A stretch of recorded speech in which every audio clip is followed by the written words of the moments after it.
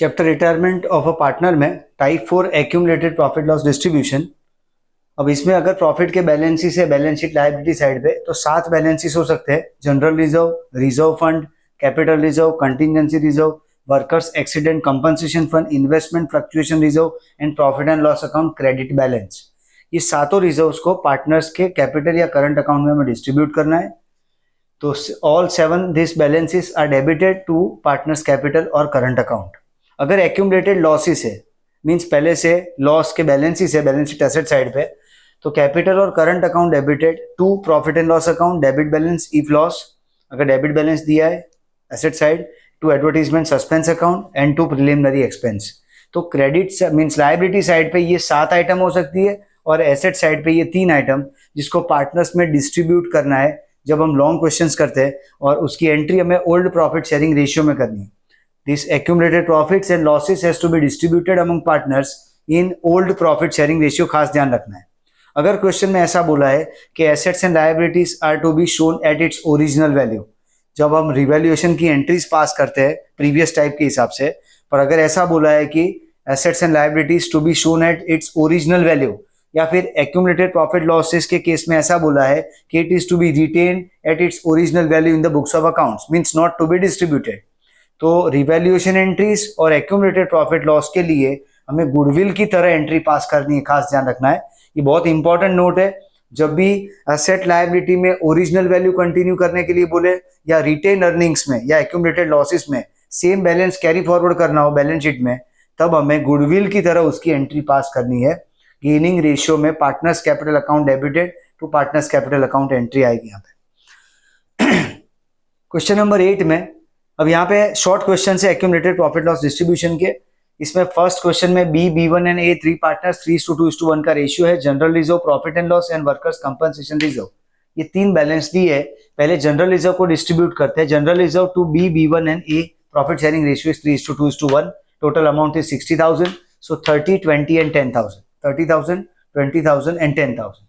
दूसरे केस में profit and loss account का डेबिट बैलेंस है यानी एक्यूमुलेटेड लॉस है, उसके लिए एंट्री होगी B, B1, A 2 profit and loss account, यहाँ पे बैलेंस है 30,000 और डिस्ट्रीब्यूशन रेशियो 3:2:1। तीसरे केस में WCR दिया है 24,000। यहाँ पे हमने जस्ट फॉर नॉलेज यहाँ 4 केस क्रिएट किए अलग अलग। सबसे पहले जो 24,000 रुपए का WCR दिया हो जो कि अपना प्रेजेंट केस है और 1 भी रुपए का क्लेम ना हो, तो WCR entirely distributed among partners old profit sharing ratio to B, B1 and A 3:2:1 में डिवाइड करेंगे 24,000।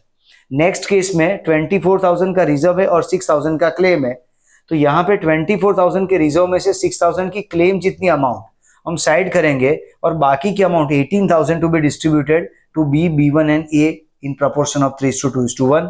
तो एंट्री होगी WCR to workers claim to B, to B1 and to A। First of all हम 6,000 claim में लिखेंगे, then 24 minus 6 18,000 की amount partners में यहाँ पे 9, 6 और 3 यानी 3:2:1 में डिस्ट्रीब्यूट करेंगे।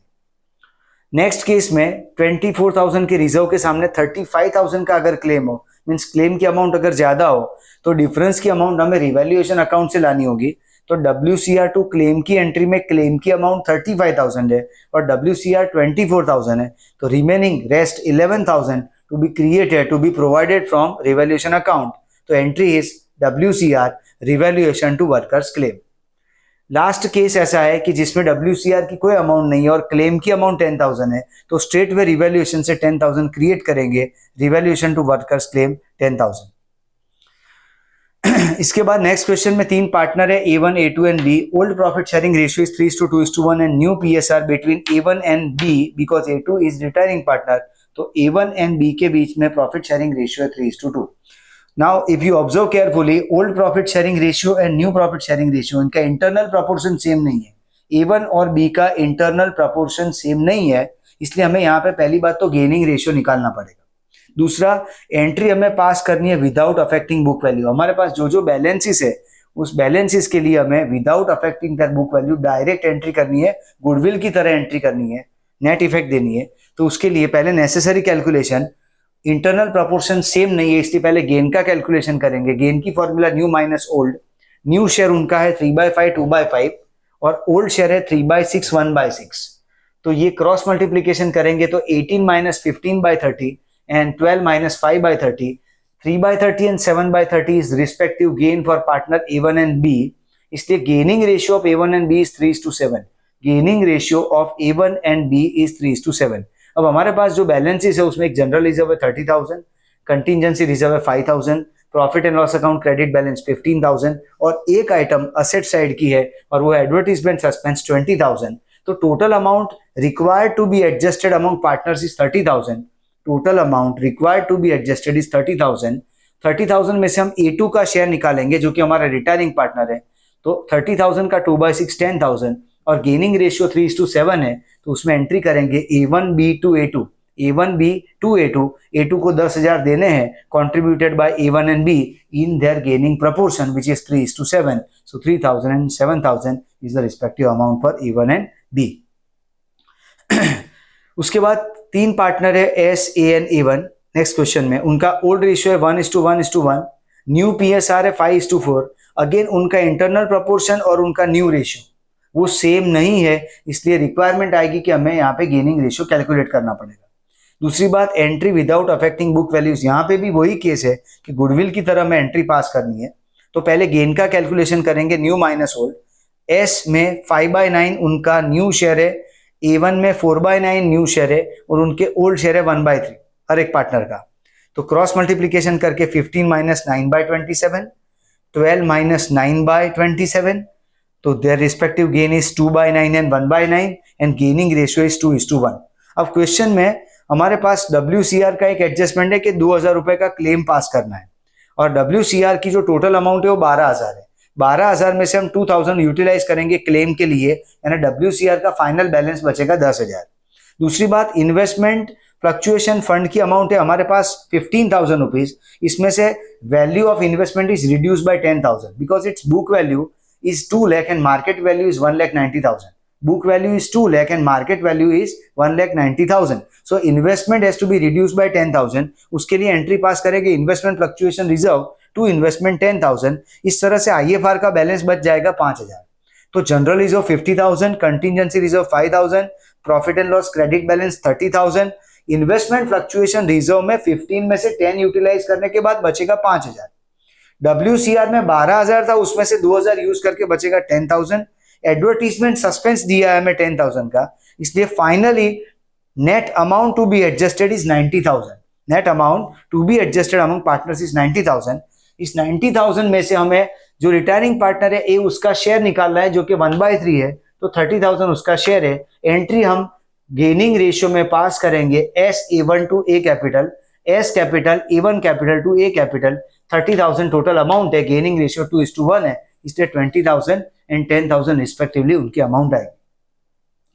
नेक्स्ट क्वेश्चन से लॉन्ग सम शुरू हो रहे हैं. लॉन्ग सम्स हमने 2 किए यहाँ पे. पहले इस क्वेश्चन को समझते हैं. 3 पार्टनर है V, J and T.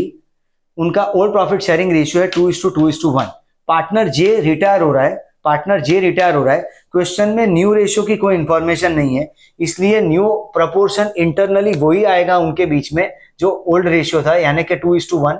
In absence of information कुछ नहीं दिया, इसलिए न्यू रेशियो भी 2:1 आएगा और गेनिंग रेशियो भी 2:1 होगा. क्वेश्चन की इंफॉर्मेशन कुछ इस तरह से है कि फर्नीचर रिड्यूस हो रहा है by 10%, machine reduce by 5%, stock increase by 20%, building increase by 10%. Provision for doubtful debts increase up to 1500 तक बढ़ाना है. यहाँ पे बाय है, मार्जिनल वैल्यू है, वहां पे वो न्यू वैल्यू दिया गया है. और goodwill of the firm is valued at 20,000. You are asked to prepare revaluation account, capital account and balance sheet. Revaluation, capital and balance sheet, जब भी ये कैलकुलेशन की बात आती है तो शुरुआत हम करते हैं कैपिटल अकाउंट के बैलेंस से. तो पहले पार्टनर के बैलेंस लिखने हैं 40, 40 एंड 30. पहले पार्टनर्स के कैपिटल के बैलेंसेस 40, 40, 30 लिखे जाएंगे. उसके बाद रिजर्व्स चेक करना है हमें. लायबिलिटी साइड पे जो भी रिजर्व्स है उसको ओल्ड प्रॉफिट शेयरिंग रेशियो में डिस्ट्रीब्यूट करना है. तो यहाँ पे ओल्ड PSR है 2:2:1. तो रिजर्व की अमाउंट जो 15,000 है तो 6,6,3,000 यहाँ पे डिस्ट्रीब्यूट होगा. इसके बाद लायबिलिटी साइड पे और कोई फ्री रिजर्व नहीं है, नहीं असेट साइड पे कोई बैलेंसेस है, इसलिए हम क्वेश्चन में आगे बढ़ेंगे. तब हमें ये एसेट लायबिलिटी का रिवैल्यूएशन करना है. तो जो एसेट्स में एडजस्टमेंट है उसको हम यहाँ पे इंटरनल कॉलम में लिखते जाएंगे. पहला कैश में कोई प्रॉब्लम नहीं, इसलिए कैश स्ट्रेट पे आउटर कॉलम में. डेटर्स 20,000 इनर कॉलम में, क्लोजिंग स्टॉक इनर कॉलम में 30,000, furniture 10,000, plant and machinery 40,000, building 60,000। ये सारी एसेट्स को हम इनर कॉलम में लिखेंगे क्योंकि इसमें कोई ना कोई एडजस्टमेंट है। क्रेडिटर्स एंड बिल्स पेएबल में कोई एडजस्टमेंट नहीं है, सीधा आउटर कॉलम में, बराबर। इस तरह से अब पहले फॉर्मेट बनाएंगे और इंटरनल कॉलम में अमाउंट्स लिखेंगे, जहां पे एडजस्टमेंट नहीं है वो आउटर कॉलम में। फिर एडजस्टमेंट पास करने हैं। सबसे पहले फर्नीचर रिड्यूस बाय 10%, फर्नीचर कम हो रहा है। जब भी कोई भी एसेट की वैल्यू कम हो रही है वो हमारे लिए लॉस है, इसलिए रिवैल्यूएशन डेबिट होगा और एसेट की वैल्यू कम होगी। तो रिवैल्यूएशन टू फर्नीचर एंट्री, इसलिए फर्नीचर में से 1,000 रुपए माइनस करेंगे, फर्नीचर में से 1,000 रुपीज माइनस करेंगे और रिवैल्यूएशन डेबिट साइड। दूसरा बोला गया कि मशीन रिड्यूस बाय 5%, तो मशीनरी की वैल्यू 40, उसका 5% 2,000 माइनस करेंगे, 38 आउटर कॉलम, और जो माइनस किया वो यहाँ पे रिवैल्यूएशन में डेबिट साइड। फिर स्टॉक इंक्रीज बाय 20%, स्टॉक बढ़ा है 20%, तो स्टॉक में 30,000 का 20% 6,000 प्लस करेंगे और जो प्लस किया वो अमाउंट आएगी यहाँ पे credit side of revaluation. Building increase by 10%, तो बिल्डिंग की बुक वैल्यू, अपने पास जो बिल्डिंग है उसकी बुक वैल्यू 60,000, उसका 10% 6,000 बढ़ाने पे 66,000 वैल्यू आएगी और 6,000 जो प्लस किया वो आएगा रिवैल्यूएशन क्रेडिट साइड पे। Provision for doubtful debts increase to 1,500, already provision for doubtful debts 1,000 है, उसको 1,500 तक बढ़ाना है। प्रोविजन बढ़ रहा है, 500 रुपए बढ़ रहा है, तो जो इंक्रीज हुआ है वो यहाँ पे रिवैल्यूएशन डेबिट साइड आएगा और यहाँ पे 1,500 माइनस करके आउटर कॉलम में अमाउंट लिखेंगे। इतनी एंट्री रिवैल्यूएशन में है, ये रिवैल्यूएशन अकाउंट को हम क्लोज करेंगे तो प्रॉफिट आएगा 8,500 का, जो कि ओल्ड प्रॉफिट शेयरिंग रेशियो 2:2:1 में बांटेंगे। इसकी दूसरी effect revaluation account debit side से सीधा कैपिटल अकाउंट क्रेडिट साइड पे आएंगे। तो रिवैल्यूएशन अकाउंट डेबिट से capital credit side, revaluation profit का डिस्ट्रीब्यूशन 2:2:1 के प्रपोर्शन में। रही बात यहाँ पे गुडविल की एंट्री की, फर्म की गुडविल हमें 20,000 बोली गई है। 20,000 में जे का शेयर, जो आउटगोइंग पार्टनर है, रिटायरिंग पार्टनर, उसका शेयर निकालेंगे 20,000 का 2/5, तो उसका शेयर आएगा 8,000। इसकी एंट्री होगी VT2J, तो यहाँ पे 2J लिखेंगे और V और T में अमाउंट आएगी, और by V and by T लिखेंगे और J में अमाउंट आएगी। एंट्री हमें उनके गेनिंग रेशियो में करनी है। ओल्ड रेशियो जो था वही न्यू है और वही गेन रेशियो है, इसलिए 2:1 में अमाउंट हम डिवाइड करेंगे। ये पोस्टिंग करने के बाद क्वेश्चन में स्पेसिफिकली बोला है कि जो रिटायरिंग पार्टनर है जे, उसके ड्यू अमाउंट को एज अ लोन रखना है, इसलिए जे का टोटल करेंगे जो कि 57,400 है। डेबिट साइड कोई आइटम नहीं है, इसलिए वो टोटल अमाउंट उसकी लोन है। लोन को हम लायबिलिटी साइड यहाँ पे प्लेस करेंगे, लोन के अमाउंट को लायबिलिटी साइड पे लाएंगे 57,400। फिर बाकी दो पार्टनर का टोटल करके उनका बैलेंस निकालेंगे, that balance is return on the liability side of balance sheet along with this loan of retiring partner, and then total of balance sheet is arrived at 1,70,500। तो इस तरह से क्वेश्चन है। Important point ये है कि यहाँ पे जो पार्टनर, आउटगोइंग पार्टनर है, उसके ड्यूज को बाय वे ऑफ लोन रखा गया है। 4 ऑप्शन होते हैं, पूरा लोन होता है, पूरा cash payment, partly loan, loan का अमाउंट दिया हो, कैश हमें ढूंढना है, कई बार कैश दिया हो और लोन का अमाउंट फाइंड करना है। तो ये सिचुएशन में पहला यहाँ पे लोन का केस था। नेक्स्ट जो क्वेश्चन है उसमें RSN 3 पार्टनर है, ओल्ड PSR 5:3:2 है और क्वेश्चन में न्यू PSR 3:2 दिया गया है। Revalued price is given for stock, machine, land, building, furniture. ये सारे अमाउंट में, ये सारे बैलेंसेस में कुछ ना कुछ रिवैल्यूड प्राइस है। 17,000 रुपए का बैड डेट्स है और फर्म की गुडविल 90,000। ये क्वेश्चन की इंपॉर्टेंट मटेरियल इंफॉर्मेशन है। अब चेक करें तो इंटरनल प्रपोर्शन जो कंटिन्यूइंग पार्टनर्स है, उनका इंटरनल प्रपोर्शन जो पहले 5:3 था, अब न्यू रेशियो 3:2 है और ये सेम नहीं है, इसलिए हमें यहाँ पे गेन का कैलकुलेशन करना पड़ेगा। तो सबसे पहले गेन का कैलकुलेशन न्यू माइनस ओल्ड। तो पार्टनर RS में न्यू शेयर है 3/5 2/5, ओल्ड शेयर है 5/10 एंड 3/10, तो उनका गेन का अमाउंट आ रहा है 1/10 1/10। तो इस तरह से गेनिंग रेशियो R और S का है 1:1। फर्म की गुडविल 90,000 है, उसमें से जो आउटगोइंग पार्टनर M है उसका शेयर 2/10 करे तो 18,000 की उसकी अमाउंट आ रही है और इसकी एंट्री हमें गेनिंग रेशियो में करनी है। तो जर्नल एंट्री आएगी RS2M। पर एंट्री से पहले हम नेसेसरी स्टेप्स चेक कर लेते हैं। यहाँ पे सबसे पहले कैपिटल के बैलेंसेस RSM में लिखेंगे 4 lakh, 6 lakh and 2 lakh. General reserve दिया गया है हमें, उसको ओल्ड PSR में डिस्ट्रीब्यूट करेंगे। वर्कर्स कंपनसेशन रिजर्व दिया गया है, उसे भी ओल्ड रेशियो में डिस्ट्रीब्यूट करेंगे। ये दोनों आइटम है, कोई एडजस्टमेंट नहीं है। लायबिलिटी साइड की दोनों आइटम को डिस्ट्रीब्यूट करेंगे। उसके बाद यहाँ पे बैलेंस शीट की आइटम्स फिलअप करेंगे। इसमें असेट साइड पे जो अनअफेक्टेड है कैश सीधा आउटर कॉलम में। बैंक बैलेंस, तो बैंक के लिए हमने यहाँ पे अकाउंट ओपन किया है। डेटर्स 3,40,000 इनर कॉलम में एडजस्टमेंट है। स्टॉक 181, फर्नीचर और plant and machinery. Computer there is no adjustment, तो computer is written straight way outer column 1,32,000। Plant and machine में एडजस्टमेंट है और लैंड एंड बिल्डिंग में एडजस्टमेंट। अभी एडजस्टमेंट किस तरह के है, तो हर एक की हमें मार्केट वैल्यू यानी रिवाइज वैल्यू दी है। एक एक करके चेक करते हैं। सबसे पहले हमें बोला गया है कि डेटर्स में से 17,000 रुपए का बैड डेट्स है, तो 17,000 हम माइनस करेंगे, इसलिए 3,23,000। और ये जो 17,000 माइनस किया वो आएगा bad debts revaluation debit side, जिसकी एंट्री होगी bad debts to debtors, bad debts to debtors और फिर रिवैल्यूएशन टू बैड डेट्स। लेकिन रिवैल्यूएशन की एंट्री हमने यहाँ कंबाइन पास करी है, तो पहले 17,000 बैड डेट्स माइनस होगा। फिर दूसरा हमें दिया गया है कि स्टॉक की रिवैल्यूएशन प्राइस है, रिवैल्यूड प्राइस है 2 लाख। स्टॉक में 181 है, 19,000 इंक्रीज हो रहा है, तो जो इंक्रीज हो रहा है यहाँ पे क्रेडिट साइड आएगा रिवैल्यूएशन में स्टॉक का 19,000। फर्नीचर में 40,000 रुपए कम हो रहे हैं। फर्नीचर की मार्केट वैल्यू 142,500 है, तो उसका बुक वैल्यू 182,500 है, तो डिक्रीज हो रहा है 40,000, तो आएगा यहाँ पे to furniture 40,000। Computer as it is है, प्लांट मशीन में 33,000 रुपीज इंक्रीज हो रहा है, तो plant and machine credit side of revaluation 33,000। Land building में वैल्यू 60,000 डिक्रीज हो रही है, क्योंकि यहाँ पे आपको मार्केट वैल्यू दिया गया है 2 लाख और बुक वैल्यू है 2,60,000, तो 60,000 आएगा डेबिट साइड ऑफ रिवैल्यूएशन का। अब रिवैल्यू एंट्रीज पास करने के लिए बोला है, इसलिए रिवैल्यूएशन की जो तीनों आइटम है उसकी एक साथ combine entry, revaluation to bad debts to furniture to land and building पास करेंगे। क्रेडिट वाली 2 आइटम की एक साथ combine entry, stock plant and machinery to revaluation पास होगी। फिर रिवैल्यूएशन अकाउंट को बंद करने के लिए डेबिट साइड का टोटल ज्यादा है, डिफरेंस क्रेडिट साइड पे मिल रहा है जो कि रिवैल्यूएशन लॉस है। पार्टनर्स के कैपिटल अकाउंट में आता है, ओल्ड प्रॉफिट शेयरिंग रेशियो में डिस्ट्रीब्यूट किया जाता है 65,000, जिसकी एंट्री होगी RSM to revaluation, RSM to revaluation, और वो उनके ओल्ड प्रॉफिट शेयरिंग रेशियो में यहाँ आर एस और एम में डेबिट होगा टू रिवैल्यूएशन लॉस।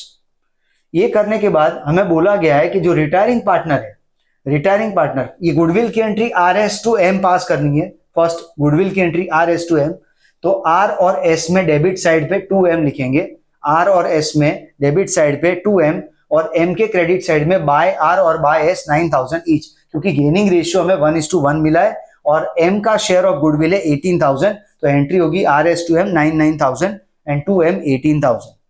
तो इस तरह से ये पूरा फॉर्मेट बन जाएगा।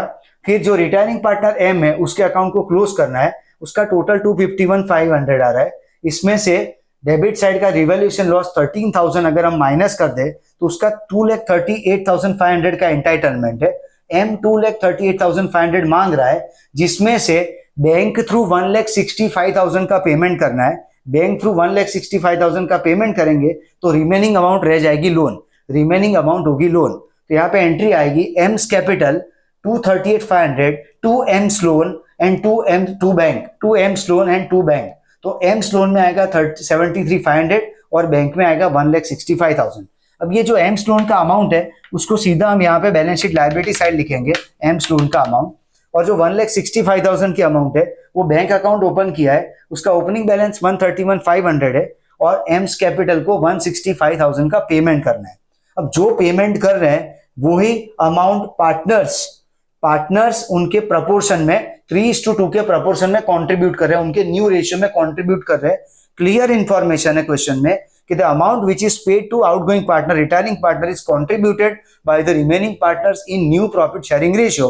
न्यू रेशियो इज 3:2, सो 1,65,000 को डिवाइड करें तो 99 and 66,000 to be contributed by partner RNS, जिसके लिए एंट्री होगी bank to R capital to S capital, bank to R capital to S capital. इसलिए बैंक अकाउंट की डेबिट साइड पे 2R and 2S capital और capital account की credit side पे by bank 99 and 66।